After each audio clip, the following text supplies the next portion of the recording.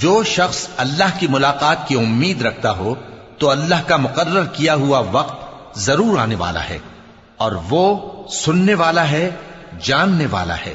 اور جو شخص محنت کرتا ہے تو اپنے ہی فائدے کے لیے محنت کرتا ہے، بے شک اللہ تو سارے جہان سے بے نیاز ہے۔ اور جو لوگ ایمان لائے اور نیک عمل کرتے رہے، ہم ان کے گناہوں کو ان سے دور کر دیں گے اور ان کو ان کے اعمال کا بہت اچھا بدلہ دیں گے۔ اور ہم نے انسان کو اس کے ماں باپ کے ساتھ نیک سلوک کرنے کا حکم دیا ہے۔ اے مخاطب، اگر تیرے ماں باپ تجھے مجبور کریں کہ تو میرے ساتھ کسی کو شریک بنائے جس کی حقیقت کی تجھے واقفیت نہیں، تو ان کا کہا نہ مانیو۔ تم سب کو میری طرف لوٹ کر آنا ہے، پھر جو کچھ تم کرتے تھے میں تم کو جتا دوں گا۔ اور جو لوگ ایمان لائے اور نیک عمل کرتے رہے، ان کو ہم نیک لوگوں میں داخل کریں گے۔ اور بعض لوگ ایسے ہیں جو کہتے ہیں کہ ہم اللہ پر ایمان لائے، پھر جب ان کو